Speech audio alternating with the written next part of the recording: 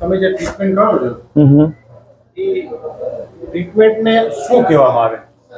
Treatment કહે છે chiropractic. Chiro means hand, practic means practicing with hand. અને એ હાથની કરાથી આપણી જે શાસ્ત્રમાં લખી ચિકિત્સા, મર્મ ચિકિત્સા, અને જે સુષુમ્ના નાડી ઈડા પિંગલા. એટલે આ પેશન્ટને શું તકલીફ પડી?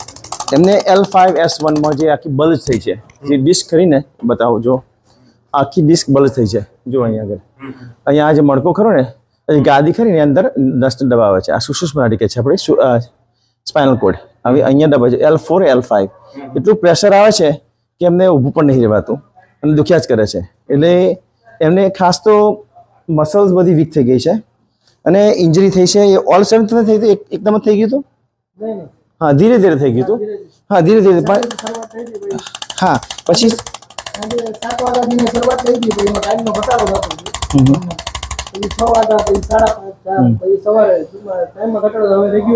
એટલે આ હાથથી શું કરે છે કે જે ડિસ્ક ખરી ને એને મારે એને જગ્યાએ બેસાડવાની. આ કોઈ અકસ્માતથી થયો હોય કે અહીંયા કઈ વાતાવરણની અસર કરતી હોય?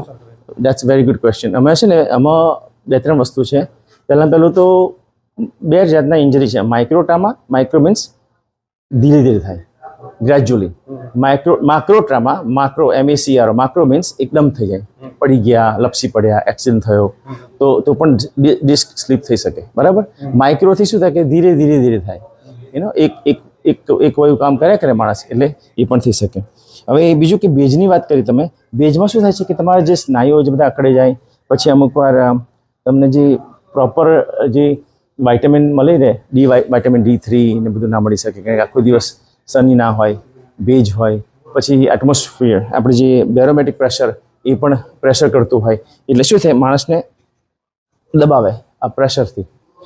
ખાસ કરીને જે અમારો કાંઠાળો વિસ્તાર છે, દરિયાકાંઠાનો વિસ્તાર છે, દ્વારકા છે, ભેજવાળું વાતાવરણ વધારે હોય છે. તો અહીંના લોકો માટે શું કોઈ ફૂડ માટે તમે કોઈ સલાહ આપી શકો? કસરત માટે કોઈ સલાહ આપી શકો? હા, ઓફકોર્સ. Movement is best.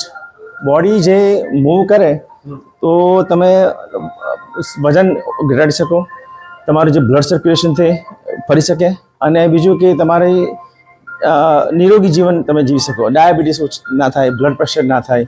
તો આ બધું ઇમ્પોર્ટન્ટ છે. અને બીજું કે ભેજનું વાતાવરણ હોય છે કે તમને સૂર્ય ના મળે ટાઈમે, એટલે તમે D3, વિટામિન D ઓછી, કેલ્શિયમ ઓછું મળી રહે, એટલે તમારે વધારે.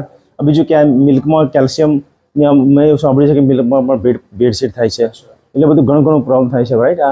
અમે સ્પેશિયલી ઇન્ડિયામાં મોસ્ટ ઓફ દ્વારકામાં અમે જોયું છે કે ગોઠણના દુખાવા વધારે હોય છે. અમે કોઈ સારા પ્રસંગમાં જાય તો નીચે બેસવા વાળા ઓછા હોય ને ખુરશી વાળા વધારે હોય છે. હા, કારણ કે એ લોકોએ ટેવ પાડી નથી. અધપલાઠી વાનું ભૂલી ગયા. આપણે જમવાની પ્રથા પણ કેવી છે, ઉભા જમવાનું, અધપલાઠી વાર્તા નથી, એટલે આ પ્રોબ્લેમ છે, બરોબર. એટલે બીજું કે આપણે ધર્મ કહે છે કે પહેલાં સવારે ઉઠીને વ્યાયામ કરવાનો કે આપણે યોગા કરવાના, એ તો કોઈ કરતું જ નથી, અને બધા બેઠાનું જીવન છે. અત્યારે તો સાયકલો, સ્કૂટરો, સાયકલ તો ઓછા બિલકુલ ફરે. દ્વારકાના લોકો ખાવાના બહુ શોખીન છે, તો ખોરાક શું અસર કરે? ખોરાકમાં તો બહુ ભેળસેળ છે અહીંયા આગળ, અને બધું રિયલ નથી હોતું. મેં પણ જોયું. એટલે હું તો કહું છું, લીલી શાકભાજી ઓર્ગેનિક જેટલી બને એટલી ઓર્ગેનિક શાકભાજી ખાઓ. લીલી આપણે અત્યારે ભાજી થશે, ભાજી ખાઓ. ભાજીમાં બધા તત્વો મળી રહે છે, બધી જ વાઇટામિન મળી રહે છે. 33 જાતની વાઇટામિન મળી રહે છે. તો ભાજી છે, પછી આપણા જે કઠોળ છે, સારા કઠોળ ખાઓ. દૂધ, ગીર ગાયનું દૂધ પીવો, જેમાં A2 પ્રોટીન મળે છે. એટલે આ બધું સારું છે બધું, પણ માણસ છે ને ક્વિક અને ક્યાં સસ્તું અને એમ કે મળી રહે છે એ શોધે છે. હા, તેલ તો બહુ ખરાબ છે એનું. એ એડેબલ તેલ કહે છે, પણ યાર એ શું છે ભગવાન જાણે, અને અંદર શું નાખે છે હું પણ. Double filter. હા, અરે ભગવાન જાણે શું અંદર હોય છે. જાતનું બધું ભેળસેળ કરે છે, અને ગવર્મેન્ટનું કંઈ સ્ટેન્ડર્ડ નથી. મેં જોયું કશું છે હોય તોય કોઈ ફોલો નથી કરતું, અને બહુ ભેળસેળ છે અહીંયા આગળ બધામાં. ખોરાકમાં, સિમેન્ટમાં, રોડમાં જો રોડ કેટલા ખાબોચિયાવાળા છે. તમને શું અનુભવ છે રોડનો? હું 70 કન્ટ્રી ફર્યો છું, પણ મને દુઃખ થાય આપણો દેશ કંગાર કેમ બની આવો. પૈસા ઘણા હશે આપણી પાસે પણ પ્રોપર જગ્યાએ એનું આયોજન નથી થતું. બધા પોલિટિશિયન બધાને સન્માન કરે એટલે ખુશ થઈ જાય અને એમને સન્માન જ જોઈએ, માન અને સન્માન જોઈએ છે. પણ ખરેખર મેં જોયું બિચારા કેટલા લોકો દુઃખી છે અહીંયા આગળ, સ્પેશિયલી આપણી ગાયો, પશુ, મોગા પ્રાણીઓ કેવા દુઃખી છે. કૂતરા, બિલાડા, ગાયો, આ ગાય, આ જે ગૌશાળા જોઈને મને એટલો આનંદ થાય છે કે એક આશા આપીએ છીએ ગાયોને. અને એને આ જે હોસ્પિટલ છે, ગૌ હોસ્પિટલ છે, એને કેવી સરસ આપણી ટ્રીટમેન્ટ આપી, કેટલી ચોખ્ખી છે. આ સારી થાય પછી તો સારી જગ્યાએ લઈ જઈએ છીએ. તમને શું લાગે છે, તમને શંકરાચાર્યજીએ કીધું કે તમે અહીંયા તમારું એક સેવા આપો, તો તમારું શું આયોજન છે, શું પ્લાનિંગ છે, આપશો શું? હવે મને દ્વારકાધીશને ખબર છે કે શું થશે, કારણ કે મને અહીંયા આવવાનું ગમે છે પણ જે સાથ મળવો ને એ નથી મળતો. કે હું છે ને ઇન્ડિયા છોડીને 10-12 વર્ષ ત્યાંથી ઇન્ડિયા છોડેલું, એટલે હું તો નવો નિશાળ્યો, મને ખબર નહીં પડતી એની પોલિટિક્સ શું છે, ધર્મ ને પોલિટિક્સમાં મને કશી સમજણ નહીં પડતી. એટલે હું તો છે ને બેસિકલી સેવા કરીને જતો રહું છું. અને આ કન્ટ્રી નહીં, બધી ઘણી કન્ટ્રી, આફ્રિકા, મેક્સિકો, અમેરિકા, બધી સેવા કરું છું. જ્યાં મને ભગવાન પ્રેરણા કરે ત્યાં સેવા કરું છું. જન સેવા એ પ્રભુ સેવા. જય દ્વારકાધીશ. કોન્ટ્રાક્ટરમાં સ્વસ્તિકમાં કામ કરતા એવું કંઈ નહીં. આપણા બુગડીમાં કોઈકનું એક્સિડન્ટ થયું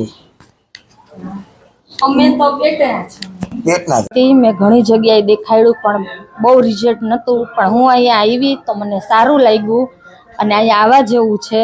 અને મને હાલમાં જે ટ્રીટમેન્ટ દીધી એનાથી મારા પગમાં ઘણોય ફેર છે. તમે સાયટિકામાં તકલીફ શું થતી? મને સ્નાયુ ખેંચાતા હતા અને પાછળ ગોઠણના પાછળના ભાગમાં ફૂલ દુખાવો થતો, ન ઊભી શકતી, ન હાલી શકતી, ન બેસી શકતી. અટાણે મને જે ટ્રીટમેન્ટ કરી એનાથી મને ઘણું રાહત લાગે છે.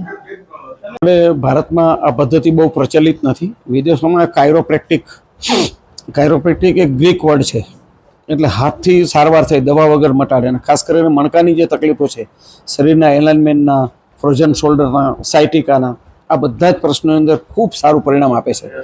1 વર્ષ પહેલાં આપણે અહીંયા કેમ્પ કર્યો હતો ત્યારે ખૂબ લોકોને સારું થયું. અને આ ડૉક્ટર છે, અમેરિકાના છે, પોતે કાયરોપ્રેક્ટિશનર છે અને ઇન્ડિયન છે. દર વર્ષે અહીંયા આવતા હોય છે.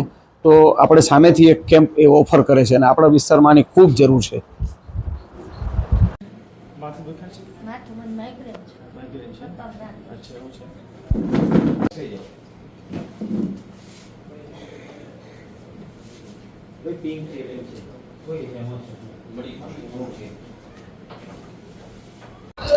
એટલે આપણું હવામાન જે છે ને એમાં ઓલવેઝ આપણે દરિયાકાંઠે હોવાથી ભેજ ખૂબ આવે છે. એટલે ડૉક્ટરો જે રીતની સલાહ આપે છે, કસરતો આ છે તે છે, આપણે રેગ્યુલર એ કરવી જોઈએ. ને કેટલાક પ્રકારના ખોરાકો, ખાસ કરીને અથાણા આપણે નથી ખાવા જોઈતા, એનાથી સૌથી વધારે પ્રશ્ન થાય છે. ગાયનું દૂધ તો સાહેબ ગૌ દુગ્ધાયા અમૃતાહા, આવું વેદમાં કીધું છે. ગાયનું દૂધ અમૃત છે અને સારી નસલની ગાયો અને દૂધ અત્યારે લગભગ દુર્લભ થઈ ગયું છે. અને ગાયનું દૂધ જો તમે રેગ્યુલર ખાતા હોય તો વિટામિન D3, B12 જે અત્યારે બધા પ્રશ્નો છે એ પ્રશ્નો ઓટોમેટિક સોલ્વ થઈ જાય.